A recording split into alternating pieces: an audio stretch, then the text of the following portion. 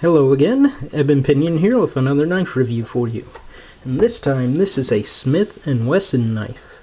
The Smith & Wesson knives, along with Old Timer and Schrade, are all owned by Taylor brand.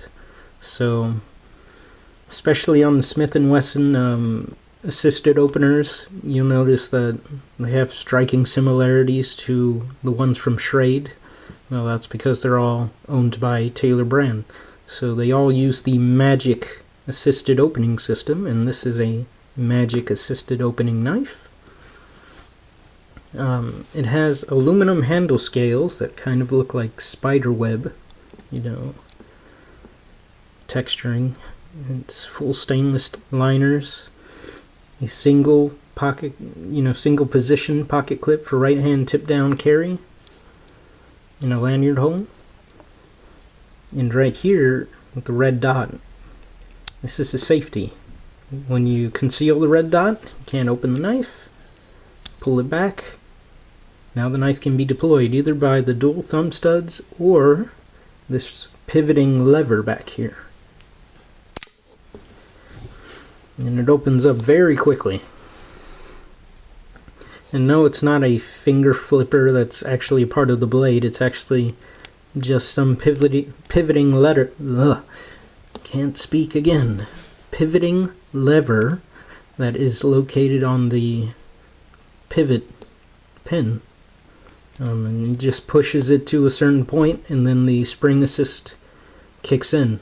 And it's called the Magic Spring Assist, and I believe it stands for Multi-Purpose Advanced Generational Innovative Cutlery, something like that, which, why don't they just go with, it's magic. It opens like magic, just leave it at that. But, anyway, it has a 3.3 inch, about a 3.3 inch drop point blade. I don't know what the coating is, but, so far it's fairly durable. It has some jimping up here along the spine, which is alright. Provides decent traction. And this version's partially serrated. And as far as the grind, it feels like it's flat ground, but it's probably a very shallow hollow grind. And the blade steel is 40-34 steel, which seems to hold a decent edge and sharpen up very easily.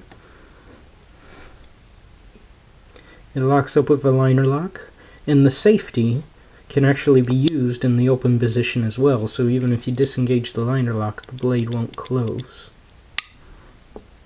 So that's very nice.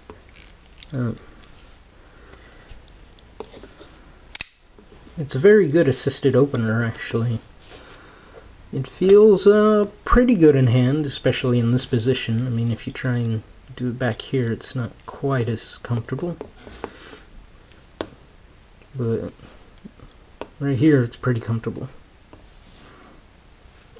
It is part of their Black Ops line, and the model is SWBLOP3S. SW being Smith & Wesson, BLOP being Black Ops, and then the S standing for serrated. They do have one that is not serrated, and they have some ones that have actually a modified American Tanto point, and I believe different color handles as well. But it's a pretty good, high-quality assisted opener. And it doesn't cost very much either. You can get it for about, in the 30s or 40s.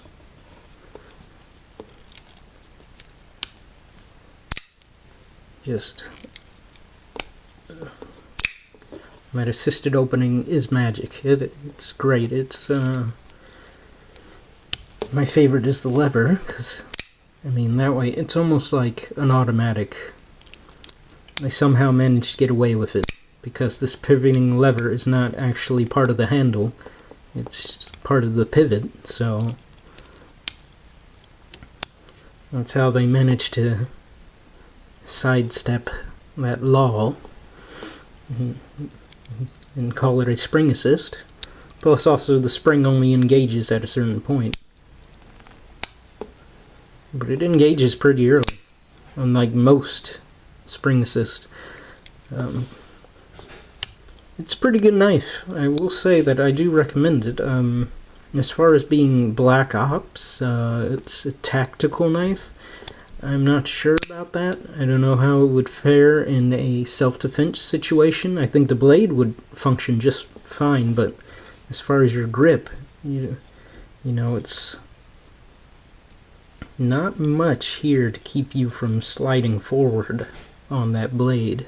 So something to be careful about. But as just a, you know, work knife or an everyday carry, it's pretty nice. It's got a little bit of heft to it, but otherwise it's a pretty good knife. Yeah, I do recommend it. So that's my review of the Smith & Wesson Black Ops 3 Serrated. Thanks for watching, and God bless.